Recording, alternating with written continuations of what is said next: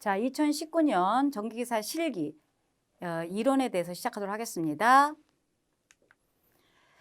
자, 여러분들 이 첫 번째 제목을 보시니까 전동기에 대한 용량과 불교선이라고 나와져 있습니다. 이 제목 자체를 보시면은 전동기라고 하는 것은 많아요. 그죠? 많은데 이 전동기의 명칭이라고 하는 것이 전동기에 대한 명칭이 입력이요. 자, 입력이 뭐가 들어가면은 입력이 자 전기 에너지가 들어가 가지고 출력으로 뭐가 나오겠습니까? 출력으로 회전력이 나온다는 얘기입니다. 그죠?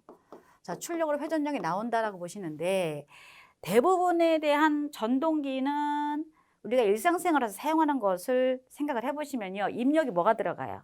교류가 들어가는 거죠. 직류가 들어가는 그 전동기 중에서 뭐 여러분들 이제 지금은 기사 실기 시간입니다만은 기사 실기를 합격을 하기 위해서 그죠? 기사 실기 시험을 보기 위해서는 전기기사 필기 합격을 하셔야 되는데 전기 기기에 나왔었던 단원 중에서 보시면요. 직류전동기라고 하는 것은 전기에너지가 전기에 대한 형태가 직류가 들어가는 것이고 그다음에 이제 변압기 같은 경우는 정직이었었고요. 그리고 유도전동기 같은 경우에는 단상에 대한 내용이 있고 삼상에 대한 내용이 있습니다. 근데 여기서 보셨을 때 이 제목에서 보시면은 자 입력으로 들어가는 결선 자체가 불결선이라고 하는 것은 삼상에 대한 그죠? 삼상에 대한 내용 중에서 한 대가 고장이 발생했다거나 아니면 한 대를 예비로 해가지고 단상 변압기 두 대를 가지고요, 그죠? 삼상 운전을 할 수 있는 그런 상황과 전동기에 대한 상황을 우리가 알아볼 수 있다라고 보시면 되겠습니다. 그래서 일단은 2019년도 기사 1회에 대한 실기 이론에 대해서 여러분들과 공부를 해보고 있고 계시는데요.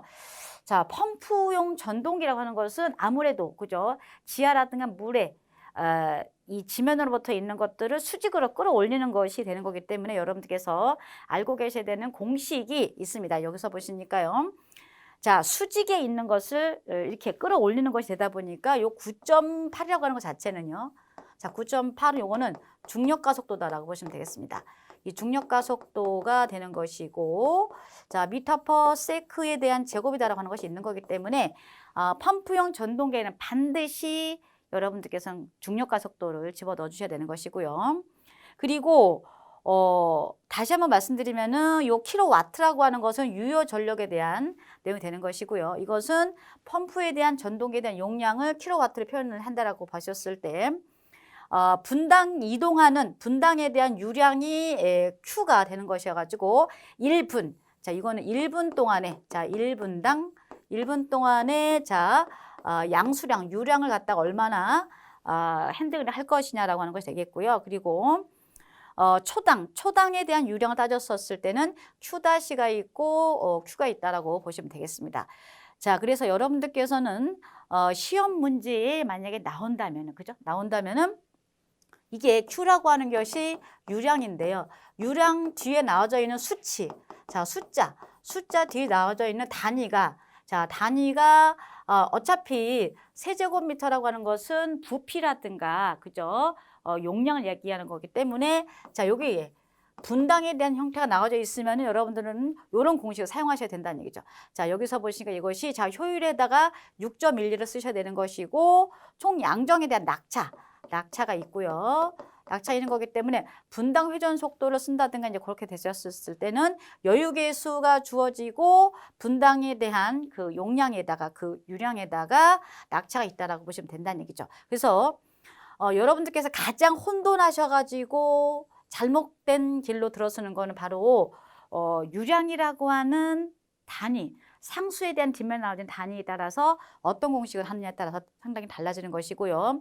그때에 대한 펌프에 대한 효율이 당연히 주어질 것이고 여유계수라든가 이제 이런 것들을 해가지고요. 펌프용 전동기에 대한 용량을 구하는 것이 여러분 생각보다 쉽지 않다라고 하는 겁니다. 그래서 이런 것들은 어떻게 보면 단편적인 용량이 되는 거기 때문에요. 자, 한 문제가 이것이 배점이 예를 들어서 뭐 한 5점짜리다. 예를 들면 5점짜리라고 보시면 여러분들께서는 그냥 습관적으로 공식이라고 하는 것들을 여기다 작성을 하시고, 자, 풀이라고 하는 것이 있고요. 그 다음에 결과라고 하는 것. 물론 답안지에 이제 이런 식으로 되어져 있는 경우가 있지만 그렇지가 않고 그냥 하나에 대한 블랙박스로, 그죠? 하나에 대한 그냥 전체적인 내용 박스로 주어져 있다면 여러분들께서는 이렇게 요령을, 그러니까 책을 잡아가셔야 된다는 얘기입니다. 그래서 공식이 있고 풀이가 있고 결과가 있는데, 이게 사람이라는 것이 정말로 딱 닥쳐보면은요, 생각은 공식이 생각이 안 나는데 그냥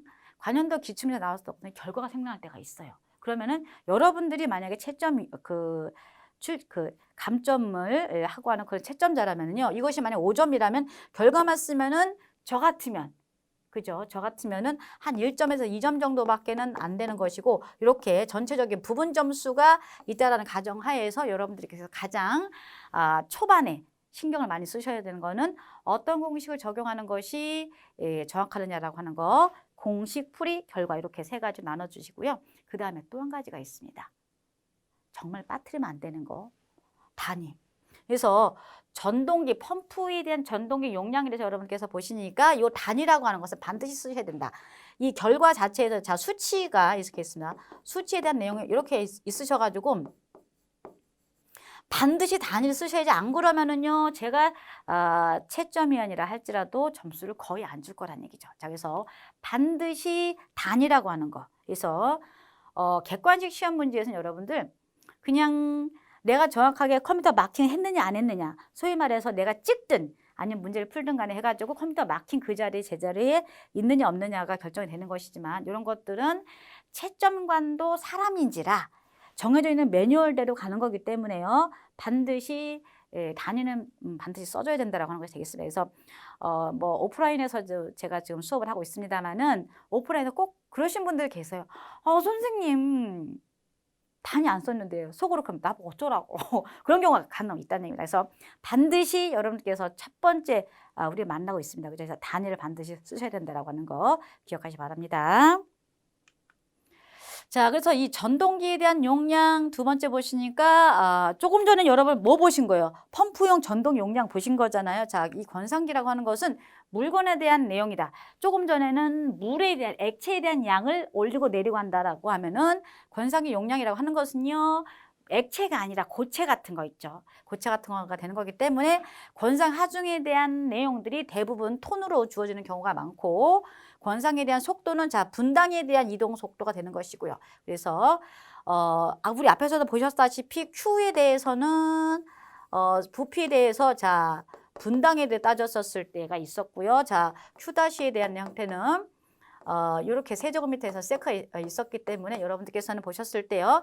자, 여기 미터 퍼 세크라고 하는 초당에 대한 속도가 있고 분당에 대한 속도가 있는 거기 때문에 분당일 때는 6.12, 초당일 때는 9.8이 된다라고 하는 거, 그렇게 기억을 하시면 되겠습니다. 자, 이런 것들 여러분들 습관이에요.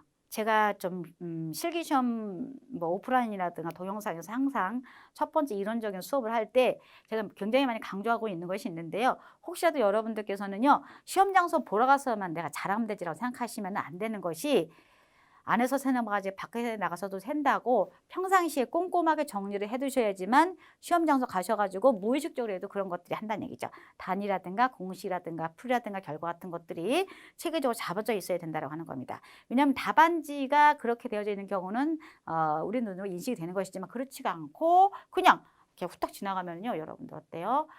상당히 점수 배점이 채점하는 사람들에 대한 시각 자체가 그렇게 여유롭지가 않고 너그럽지가 않기 때문에 원리 원칙대로 매뉴얼대로 여러분들이 답안을 쓰셔야 된다라고 하는 거 기억하시기 바랍니다.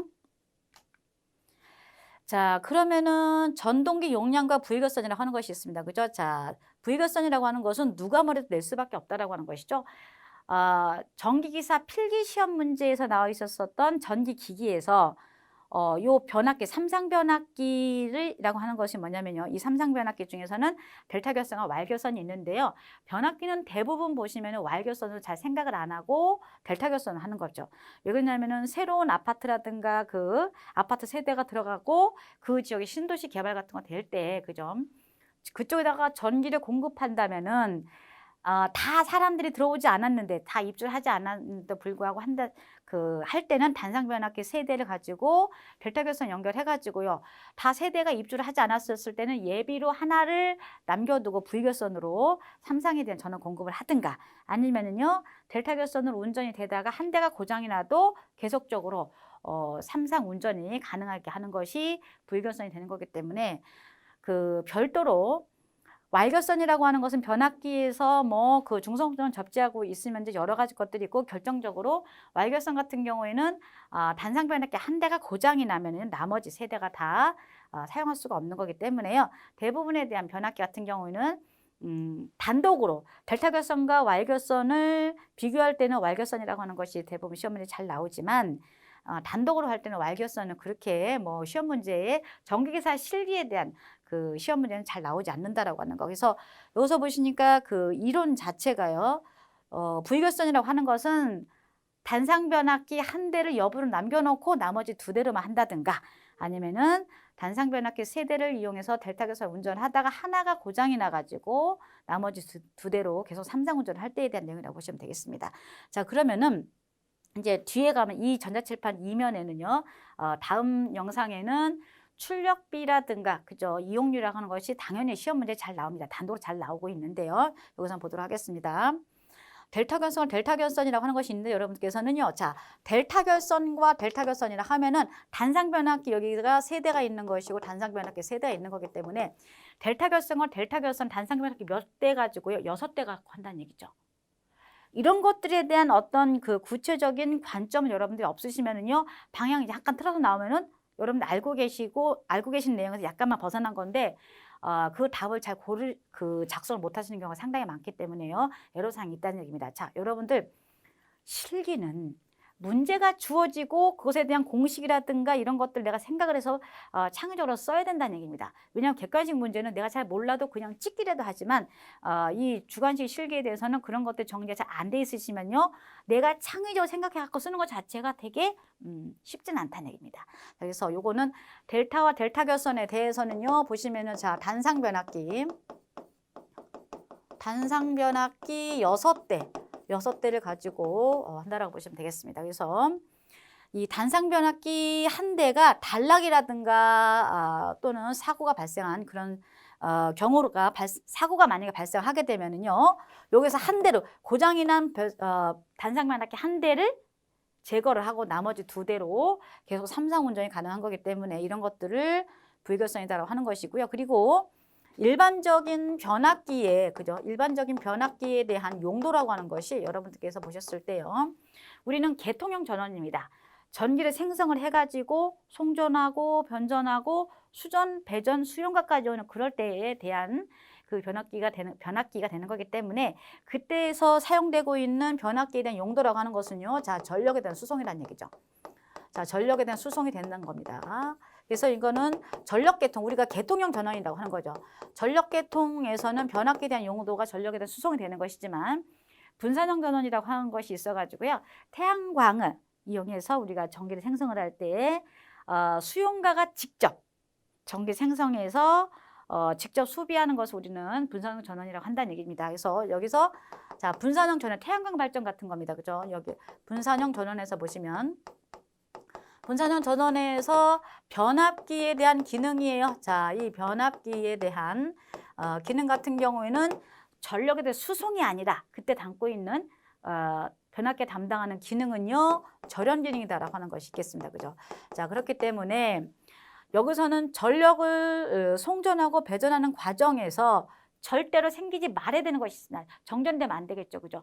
어쩔 수 없이 천둥번개가 쳐갖고 변압기 자체가 망가지면 어쩔 수가 없는 것이지만 3상으로 운전되다가 한 대 정도가 고장이 발생을 해도 정전이 발생하지 않고 계속적으로 송전하게 하려면요 바로 V결선을 해야 된다는 얘기죠. 그러니까 V결선이라고 하는 것은 어떻게 보면 델타 결선에 대한 변형이다라고 보시면 되겠는데 너무 요기에 여러분 꽂혀 계시면은 곤란하죠. 왜 그러냐면은 델타 결선에서 한 대가 고장 나야지만 V결선으로 가는 것이 아니라 제가 앞에서도 말씀드렸다시피 어떤 아파트 단지라든가 신도시라든가 그죠 그런 건물 내에 그죠 실제적으로 새로 지어진 빌딩 건물 같은 데서 각 층마다 어느 업체라든가 사무실 다 입주가 끝나지 않았었을 때는 삼성을 운전하지 않고 한 대에 대한 여부는 단상 변압기 내버려두고 나머지 두 대 가지고 하다가 나머지 업체라든가 그죠 그런 그 세 대가 다 입주가 끝나면은 삼성으로 가는 거기 때문에 불결선이라고 하는 것을 꼭 여러분들께서 한 대가 고장 났었을 때만 나머지 두 대로 삼성 운전한다 이것이 아니라는 얘기입니다. 그죠? 그래서 여분으로 남겨놓고 나머지 두 대로 하는 것도 불결선이고요. 삼성 운전을 하다가 한 대가 고장이 나서 나머지 두 대로 계속 삼성 운전을 할 수 있는 것도 불결선이 되는 거기 때문에 기억하시기 바랍니다. 자, 그래서 여러분께서 보시면은요, 이렇게 실제 시험 문제 이렇게 주어지는 경우도 있습니다. 그죠? 그런데 이 부의결선 해소에서 보시니까 여기가 부하라고 하는 것이 뭐가 될까요? 자, 부하라고 하는 이거는 Z라고 하는 것이 이거는 부하측이 된다는 얘기죠. 그래서 여기서 보시면은요, 뭐 전동기가 있을 수도 있고 여러 가지 전기 에너지를 소비하는 에너지 변환 장치가 놓여져 있는 그런 상황이 된다는 얘기입니다. 그죠? 그리고 여기서 보시니까 이 부의결선 델타 결선은 있었다가 하나가 고장이 나가지고 불결선을 운전한다라고 보시면 되겠는데요. 지금 이 화면에서 여러분들 보셔야 되는 것은 뭐냐면요. 자, 이 부의결선이에요. 부의결선에 대한 출력입니다. 그죠? 이 부의결선에 대한 출력이라고 하는 것은 루트 3에 대한 P1인데요. 요거 P1이라고 하는 것은 단상 변압기 한 대의 용량이라는 얘기입니다. 그죠? 요거 같은 경우에는 자, 단상 변압기 한 대에 대한 용량이다라고 보시면 된다는 얘기죠. 그래서 여기서 이제 그 불결선에 대한 출력이라든가 용량 이제 이런 것들은 용량이라고 보신다면은 단상 변압기 한 대 용량에다 루트 3을 해가지고 킬로볼트 암페어가 되는 것이고 여기서 보시니까 코사인 세타라고 하는 역률이 주어지면요, 그죠? 역률이 주어지면은 단위가 출력으로 나타내고 있는 와트가 된다라고 하는 거기 때문에. 자, 이 전기기사 실기에서 여러분들 정말 빠뜨리면은 정말 기초가 우르르 무너지는 그런 형태가 뭐냐면 단위가 굉장히 중요하다는 얘기죠. 여기서 보셨을 때요. 자, 부의결선이었을 때에 대한 출력은 뭐가 되겠습니까? 요렇게 그죠? 단상 변압기 한 대에 대한 출력에다가 루트 3을 곱해주는 것이고 요거 같은 경우에는요. 킬로볼트 암페어라고 하는 용량이 나오면은 단상 변압기 한 대의 용량에다가 루트 3을 곱해주면은 부의결선에 대한 용량이 된다라고 하는 거 반드시 기억을 하셔야 되겠습니다. 자, 그래서 이런 것들은 전동기 용량과 불결선이라고 하는 것이 뭐 너무나 중요한 내용이 되는 거죠. 자, 그러면은 이런 것들이 생략이 돼가지고, 자, 생략이 돼가지고 이런 것들은 자, 단상 변압기 세 대가 그죠? 여기서는 단상 변압기 세 대가 정상적으로 운전하다. 정상 운전을 했었을 때는 이렇게 되는 것인데 한 대가 고장나서 부의결선으로 되다 보니까요. 이렇게 그죠. 부의결선에 되다 보니까 3분의 1.73을 해서 이때에 대한 출력비는 0.577이라고 해가지고 57.7%라고 보시면 되겠습니다. 그래서 부의결선이 자, 부의결선에 대한 출력비라고 하는 것은 분모에 있는 거 여러분들 기준이거든요. 자, 기준이 나오는 거기 때문에 단상 변압기 한 대가 고장나기 이전에 정상적인 출력은 3분의 그죠? 그 다음에 이제 분자라고 하는 것은 한 대가 고장이 나갖고 나머지 두 대로 계속 삼상 운전을 할 때에 대한 출력을 얘기하는 불결선일 때가 되는 거기 때문에 3분의 루트 3 했고 0.577. 자, 여러분 이거는요. 상수고요. 여기서 가져가시니까 50.7%라고 하는 거 단위가 굉장히 중요하다고 보시면 되겠습니다. 여러분 이거는 말이 안 되는 내용이죠. 자, 0.577%라고 하는 것은 이거는 정말 여러분들 아니란 얘기죠. 자, 시험을 보시고 나서 채점을 여러분 해보시면요. 1점이 새로 와요. 1점이 새로운 거기 때문에 가장 기본적인 내용으로 단위를 여러분 잘 쓰셔야 된다라고 하는 거 기억하시기 바랍니다. 그런데 여기서 보시니까요. 요거 같은 경우는 자, 이론적으로 자, 이거는 단상 변압기 이론적인 두 대를 가지고 실제 나오는 용량이 되는 거기 때문에 여기서는요 0.866이니까 이용률은 86.6%라고 하는 거. 이거는 정말 시대를 어떻게 전기기사 실기라고 하는 것이 좀 뭐 옛날 과거 문제가 있고 좀 덜 과거 문제가 있고 현재 문제가 있고 미래 문제가 있습니다. 그죠? 그래서 우리 같은 경우에는 미래에 여러분들이 전기기사 실기를 시험을 치실 때 이거는 미래가 되는 거기 때문에요. 자, 여러분 보실까요? 부위결선에 대한 출력비라든가 이용률 같은 경우에는요. 과거나 현재나 미래에 정말 누가 뭐래도 나올 수밖에 없는 거기 때문에 반드시 기억을 하시고 소수점을 할 때는 뒤에 퍼센트를 붙이는 것이 아니고요. 0.577은 57.7%다. 0.866은 86.6%라고 하는 거 그렇게 기억하시면 되겠습니다. 자, 그 다음에 전압 강화와 전압 강화율이 있는데 정말 여러분들이 많이 혼돈하시는 것이 되겠습니다. 뭐냐면요. 자, 지금 여기서 보시니까 전압 강화율은 자, 요것이 뭐가 될까요? 요것이 자, 수전 전압이에요. 요 수전 전압이 되겠습니다.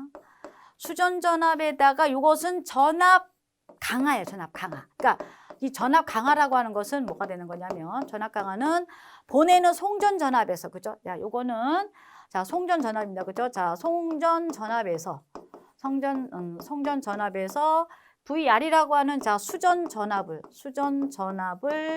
빼준다라고 보시면 된다는 얘기죠. 그리고 여기서 보셨을 때는 루트 3이 들어간다라고 하는 것은 얘가 뭐가 되는 거냐면요. 삼상 3선식이라든가 3상 4선식에서 3상일 때는 루트 3에 들어가는 것이지만 3상이 아니면요. 단상일 때는 루트 3이 빠진다라고 하는 겁니다. 그래서 여기서는 3상에 대한 내용일 때 전압 강화율은 3상이 그 루트 3이 들어가는 것이지만 만약의 경우에 3상이란 말이 빠지고 단상일 때는 이것이 빠진다라고 하는 거 그렇게 기억을 하셔야 된다는 얘기죠. 그래서 문제에서 단상인지 3상인지 여러분들이 잘 파악을 하셔가지고 전압 강화율을 구하실 때 수전 전압에 대한 분모라고 하는 것이 수전 전압에 대한 여러 가지 그죠? 전압 강화죠. 그래서 전압 강화에 분자에 단상이면 루트 3이 빠지고 3상이면 루트 3이 들어간다고 하는 것이 되겠습니다. 그런 것들이 되겠고요. 그 다음에 이 R이라고 하는 것이 요 전기 저항이 되는 것이고요. 그 다음에 이제 코사인 세타라고 하는 것은 0.8이라든가 이제 이런 것도 이제 역률이 되는 거기 때문에 사인 세타라고 하는 것은 이제 무효율이 되는 거죠. 무효율. 그래서 여러분께서 잘 정리를 해 두셔가지고요. 하셔야 된다는 얘기입니다. 그래서 지금 이제 이런 것들은 요 위에 있는 블랙박스 같은 경우에는 계산하는 문제. 미주알, 고주알, 역률이 어떻고, 사인 세타가 어떻고, 전기 저항이 어떻고, 리액턴스가 있었을 때, 그때 흐르는 전류가 얼마였었을 때, 그때에 대한 전압 강화율을 이렇게 구한다라고 하는 것이 된다는 얘기죠. 그리고 자, 전압 강화율이라고 하는 것은 전압의 제곱에 반비례한다라고 하는 것이 너무 중요한 얘기입니다. 이제 이런 것들은요. 자, 한번 뒤로 넘겨보겠습니다. 여기서 보시면은 전압 강화율은 전압의 제곱에 반비례한다라고 하는 것이 있는데 이런 것들은 괄호 넣기 있잖아요. 빈 괄호 안에 넣는 것들을 우리가 채울 수 있다라고 보시면 된다는 얘기죠. 그래서 이번 2019년도 기사 1회 실기시험 문제에서 나온 적은 없지만 승합을 시키는 이유 중에 하나가 전압 강화율을 낮춰주기 위해서 그렇다라고 보시면 된다는 얘기죠. 그래서 자, 전압 강화율은 전압의 제곱에 반비례한다라고 하는 걸 알 수가 있다라고 보시면 되는 것이고요. 여기서는 자, 전기 저항이라든가 그다음에 여기서 얘가 세타에 대한 탄젠트. 이 탄젠트 세타라고 하는 것은 코사인 세타분의 사인 세타가 돼가지고 이렇게 앞에 나와 있는 형태가 똑같이 되는 것이고 이거는 용량이 그 전력이 되는 것이고 전력을 전압에 대한 제곱으로 나눠줘가지고 이렇게 나온다라고 보시면 되겠습니다. 자, 그래서 전압 강화율은 전압의 제곱에 반비례한다라고 하는 거 기억하시기 바랍니다. 자, 그래서 지금까지 보신 건 여러분 전압 강화율이었었죠. 자, 전압 강화율은 해가지고 VR분의 VS 마이너스 VR이 나왔었고요. 우리 조금 전에 보셨었던 것처럼 자, V 제곱에다가 P의 R에다가 플러스 X에다 탄젠트 뭐 세타 이제 이런 내용들이 있었고요. 자, 우리 조금 전에 보셨었던 내용에서 전압 강화는요. 자, 전압 강화 같은 경우에는 자, 3상했을 때 루트 3 아니다. R에 코사인 세타 플러스 X에 대한 사인 세타 이런 것들을 해서 여러분 보이셨었잖아요. 근데 자, 전압 강화율과 전압 강화는 정말로 많이 헷갈립니다. 자, 그래서 전압 강화율 한번 보시겠는데요. 그 중에서도 전압 변동률이라고 하는 것이 별도로 아주 잘 나옵니다. 그죠? 자, 전압 변동률은 수전 전압에 대한 전압 변동에 대한 비율이다라고 보시면 되겠습니다. 이거는 뭐가 나온다? 전압 변동에 대한 비율이 된다는 얘기죠. 여기서는 자, 얘는 수전 전압이에요. 수전 전압이 되는 것이고 요거는 전압 변동에 대한 비율이다라고 보시면 되겠습니다. 자, 그렇기 때문에 전압 변동이라고 하는 것은 여러분 전압 강화가 아니고 전압 변동이에요. 그래서 무브화시 수전 측이 무브화시 상태에서 대한 수전 전압에서 수전 측이 전격 보호 상태에서 대한 전압을 뺀 것을 수전 전압으로 나눠주면 그때에 대한 전압 변동률을 구할 수가 있다라고 보시면 되겠습니다. 전압 변동률입니다. 자, 여러분께 다시 한번 말씀드릴게요. 전압 강화율과 전압 변동률은 정말 천지 차이다라고 하는 거. 그래서 다시 한번 말씀드리지만 전압 강화율과 전압 변동률이 다른 거기 때문에 제가 처음 전기자격증 공부해갖고 실기시험 봤을 때 이거 헷갈렸었거든요. 왜 그러냐면 몇십 년이 지난 다음에도 제가 기억이 나는 게 뭐냐면은 맞췄다라고 생각했는데 틀린 거예요. 왜 그러냐면 여러분 한번 보실게요. 이 중한식 실기시험이라고 하는 것은 내가 맞았는지 틀렸는지 여러분 어때 모르시잖아요. 그렇죠? 왜냐하면 객관식 문제 같은 경우에는 내가 틀리게 풀었으면 보기 중에 답이 없는 경우가 있으면 이거 내가 틀렸나 보다 이렇게 알잖아요. 근데 여러분 어때요? 주관식은 처음 실기시험 보시는 분들이 어때요? 엉뚱한 거 써도 채우고 나면 뿌듯한 거예요. 나 이거 뿌듯. 그것이 여러분들 그게 실기시험이 그래서 어려운 거예요. 나는 쓴 것 같은데 정작 채점을 해보면 그게 잘 안 돼요. 그래서 전압 변동률과 전압 강화율을 틀리면 안 된다라고 헷갈리면 안 된다라고 하는 거 다시 한번 제가 강조하는 겁니다. 자, 그 다음에 이제 스폰 네트워크라고 하는 것이 있는데요. 자, 스폰 네트워크에 대한 이제 내용은 전압을 어떻게, 전력 어떻게 공급을 시키고 어떻게 핸들링을 하느냐라고 하는 것이 있는데요. 일단 스폰 네트워크라고 하는 것은 시험 문제에 잘 나오는 그 이유가 있습니다. 그죠? 왜 그러냐면요. 빌딩이라든가 그렇죠. 인구가 많이 밀집되어져 있는 그런 대도시라든가 그런 쪽에 전압을 공급하고 있는 전력을 공급하고 있는 배전 방식이 되는 거기 때문에요. 스폰 네트워크라고 하는 것은 여러분들 마음속에다가 좀 이렇게 그 구성을 한번 해보시면 되겠습니다. 그죠? 그래서 전력회사 같은 경우에는 우리나라 같은 경우는 한전이 된다는 얘기죠. 그죠? 전력회사 변전소 하나의 전기 사용 장소에 대한 2회선의 자, 229 22.9kV Y결선 배전선로를 공급하고 있습니다. 그래서 각각에 대한 배전선로로 시설된 수전용 네트워크 변압기에 2차 측 상시 병렬 운전하는 배전 방식이 되며 자, 2차 측 상시 병렬 운전하는 경우에는요. 그만큼 부하가 많다는 얘기가 된다는 얘기죠. 2차 측을 상시 병렬 운전하는 경우에 운전하는 배전 방식이고 이것을 스폰 네트워크라고 하는 것에 대한 약자로서 SNW 배전이 되겠습니다. 자, 그래서 이제 이 스폰 네트워크에 대한 배전 방식을 보시면은 자, 제가 처음으로 이번 시간 들었어요. 처음으로 제가 이런 표현 한번 써보도록 하겠습니다. 제가 여러분들이라면은 이라고 하는 가정을 한번 말씀드릴게요. 그만큼 여러분 중요하다는 얘기예요. 한번 보실까요? 자, 또는 제가 여러분들이라면 여러분들이만 출제위원님 이거 어떻게 내실 것 같습니까?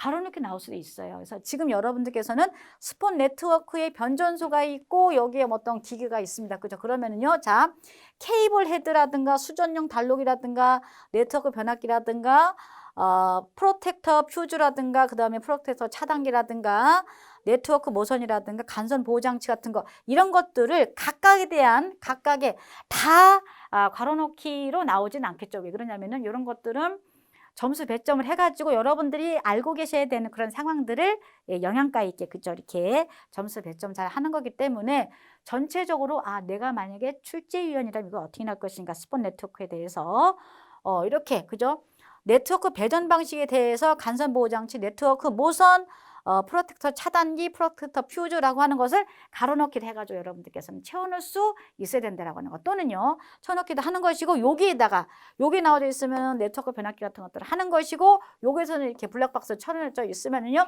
그 기호라고 하는 것도 아셔야 된다는 얘기죠. 그래서 다른 말로 표현하면은 이런 것들은 케이블 헤드가 되는 것이고 수전용 단록이 네트워크 변압기, 프로텍터, 퓨즈, 프로텍터 차단기 이제 이런 것들이 있는 거기 때문에 여러분들께서는 여기 왼쪽에 보여지고 있는 각각에 대한 기호들을 여러분 챙겨 넣으셔야 되는 것이고 채울 수 있어야 되는 것이고 오른쪽에서는 여러분들께서 한글로 이것이 무슨 명칭인지를 채울 수 있어야 된다라고 보시면 되겠습니다.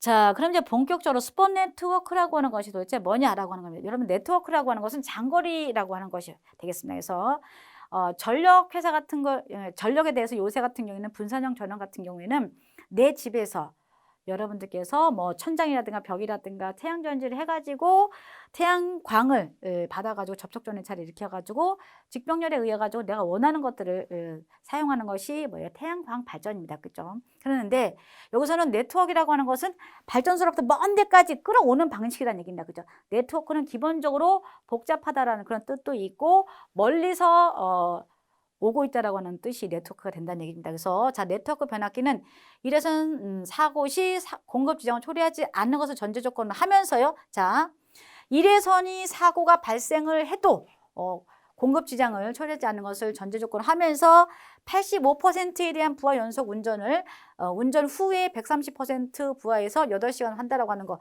제가 여러분들이라도 이런 것들을 괄호넣기 할 수 있어야 된다라고 하는 것이 되겠습니다. 그죠? 이러한 빈도는 연 3회로 하면서 이것에 의해서 변압기에 대한 수명이 단축되지 않도록 해야 된다라고 하는 것이 되겠습니다. 자, 네트워크 변압기에 대한 용량은요. 자, 수전 횟수 마이너스 1분의 최대 수용 전력 곱하기 1.3분의 1이 나오는 거기 때문에 이런 것들은 공식을 계산을 해가지고 결과값을 그죠? 결과값을 채울 수 있어야 된다라고 하는 거 그런 거 알아두시기 바랍니다. 자, 그럼 이제 네트워크 프로텍터라고 하는 것이 있는데 프로텍터 퓨즈 차단기 네트워크 릴레이 같은 거 제가 앞에서 보여드렸잖아요. 스폰 네트워크에 대한 내용에서 왼쪽은 거기에 들어가고 있는 기기에 대한 기호가 있고 오른쪽에서는 그것에 대한 명칭 여러분들이 알고 계셔야 된다는 얘기죠. 그런 것들 보시면 되겠습니다. 그래서 전원 측에서 부하처 전력이 공급될 때 이렇게 네트워크 프로텍터가 자동 투입이 돼야 되는 것이고 전원 측에 대한 정전 등의 사유로 인해서 부하 측에서 전원 측으로 역전력이 공급되지 않도록 여러분들 이 역이라고 하는 것은 뭐냐면요.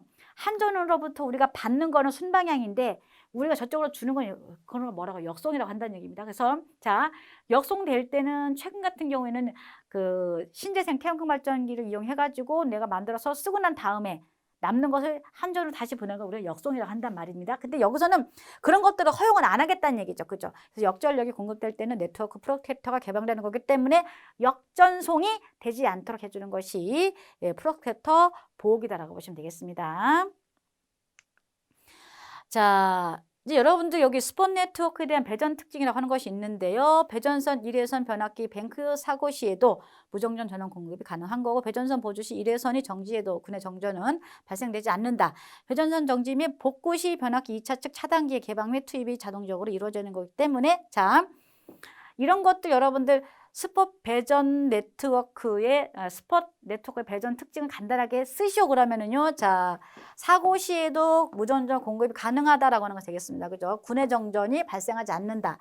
배전선 공급 및 변압기 2차 측에 돼 있었을 때 2차 측에 대한 차단기에 대한 개방 및 투입이 자동적으로 이루어진다고 하는 거기 때문에 가장 최대한 여러분들이 간략화시키고 명사화시키고 구문화시켜가지고 구분 부분별로 여러분들께서는 쓰실 수 있어야 된다고 보시면 된다는 얘기죠. 그 다음에 자, 설비에서 고가의 1차 측 차단기가 필요하지 않다라고 하는 것이고 차단기 대신에 달로기를 사용할 수 있다라고 보시면 되겠습니다.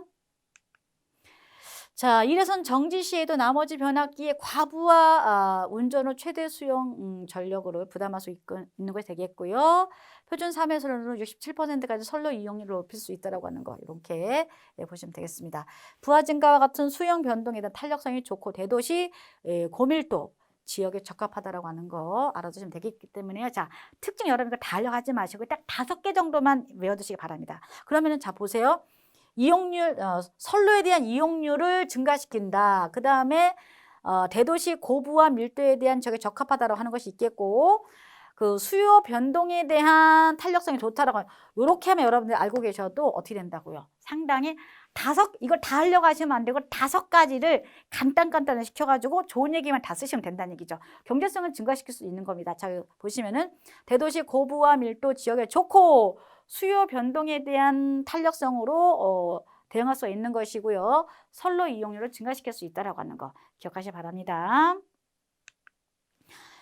자, 그 다음에 이제 법선 조도, 수평면 조도, 수직 조도가 있는데요. 이거 들어가기 전에 자, 자꾸 말씀드려요.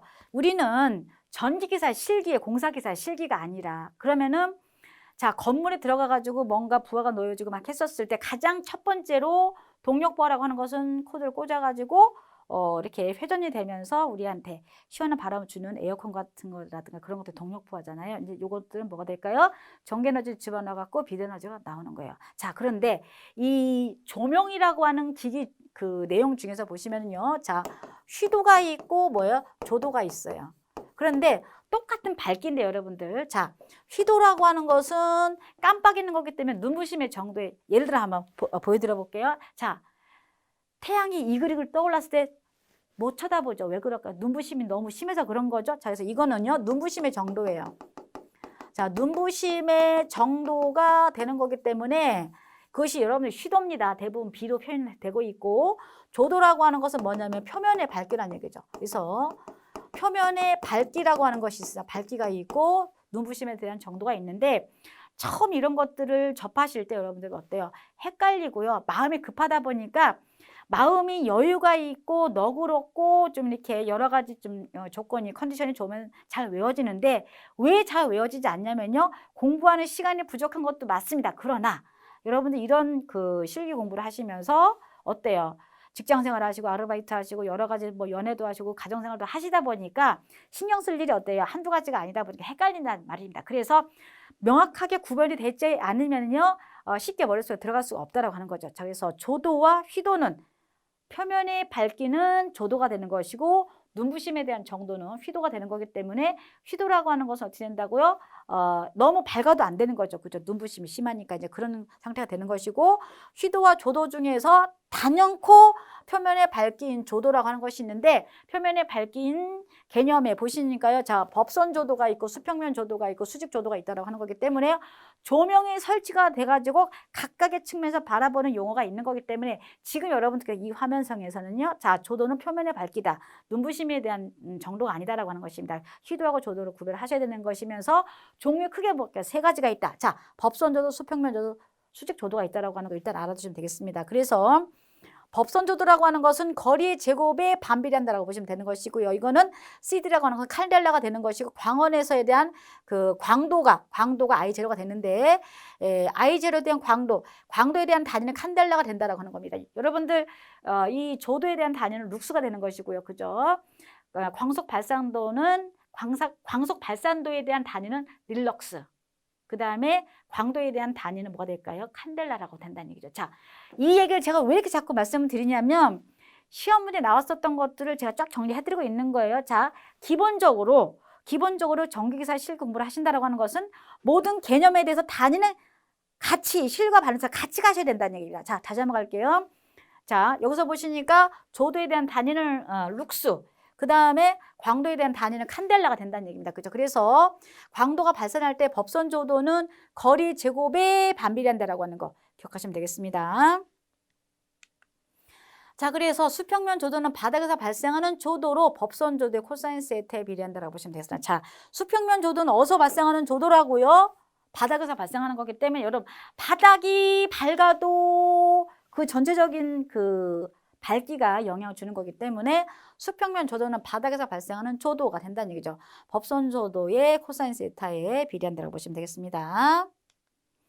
자, 수직면 조도는 바닥의 수직인 면에서 바닥과 나란한 방향으로 발생한 조도가 되는 것이고, 사인 세타에 비례한다고 보시면 되겠습니다. 이제 이런 것들은 억지로 여러분 외우려고 하지 마시고 일단 문장상에서만 하시면 된다고 하는 거죠. 기억하시기 바랍니다. 자, 그 다음에 이제 여러분들 시퀀스라고 하는 것이 있습니다. 이 시퀀스라고 하는 것은요, 명령어와 처리 과정이 미리 정해져 있다고 보시면 되겠습니다. 자, 이 시퀀스입니다. 이 시퀀스는 자, 명령어와 데이터에 대한 자, 처리 순서가 미리 정해진 겁니다. 그죠? 자, 미리 정해진 것이다. 정해진 것인데요. 자, 이거는 프로그램과 다르게 인터럽트를 처리할 수 없다. 인터럽트 처리가 불가능하다. 처리가 불가능하다라고 보시면 된다는 얘기죠. 그래서 이렇게 논리식에 대한 형태 여러분들께 보시면요. 자, 시퀀스에 대한 형태는 전자나 통신 쪽을 하시고서 전기 쪽으로 넘어오신 분들은 너무나 쉽지만 전기만 하신 분들은 상당히 좀 어렵기 때문에, 자, 시퀀스는 관련도 기출문제에 나와져 있는 그대로만 여러분 보셔도 된다는 얘기입니다. 이런 논리식을 논리라고 하는 것은 뭐냐면 1 또는 0이다라고 하는 것인데 논리는 맞다 틀리다 된 형태가 되겠죠. 여기서는요. 자, 가장 왼쪽에 있는 것이 얘가 뭐가 될까요? 이것이 출력이고요. 출력이고 여기서 이제 요런 애들은 자, 오화 게이트. 자, 오화 게이트에 대한 형태가 되는 것이고 얘네들은 자, 이런 것들은 엔드 게이트가 되는 것이 되겠습니다. 엔드 게이트. 그런데 이런 것도 이제 낫에 대한 형태가 나오는데요. 이런 것들을 어떻게 시퀀스로 그릴 수가 있을지, 논리회로로 그릴 수가 있을지 보도록 하겠습니다. 자, 논리회로를 가져가 보시니까 여기서 보시 이것이 자, and 오와 not, 자, A, O와 B에 대한 C에다가 그래서 D, E, F를 해가지고요 했습니다. 그죠? 그래서 여기서 보시면 이제 이런 것들에 대한 형태는 어떻게 가져가는지를 보도록 하겠습니다. 그죠? 여기서 자, 등가로서 보시니까 여기에서 쪼개고 이렇게 쪼갰습니다. 쪼갠 거기 때문에 여기서는 이것이 상세가 됐고 오와의 낫은 이렇게 엔드가 된 것이고요. 여기서 쪼개졌고 된 거기 때문에 여기서 상세가 되는 그런 부분들을 이렇게 연결시킬 수 있어야 된다고 보시면 되겠습니다. 그래서 자, 위에서 보시니까 논리회로가 이렇게 나와져 있고 이것에 대한 등가 회로를 보셔가지고 자, 노화 게이트, 낫을 해줘가지고 여기다가 여기서 들어오는 것도 이중 부정이 되는 거기 때문에 상세가 되는 것이고 자, 여기서 상세가 되고 그다음에 이제 이런 것들을 이동을 시켜가지고 제거시켜가지고 이렇게 시퀀스에 대한 등가회로를 보신다고 보시면 되겠습니다. 이제 이런 것도 여러분들 어디에 가서 나올 거냐면요. PLC라든가 또 다른 정기적인 접점 회로 같은 거 했었을 때 나올 거기 때문에요. 2019년도 1회 기출문제 이론 분석 첫 번째 시간으로서 시퀀스 등가회로 여기까지 이론적인 설명을 마쳤습니다. 자, 그럼 이번 시간 여기까지 마치고 다음 시간에 뵙겠습니다.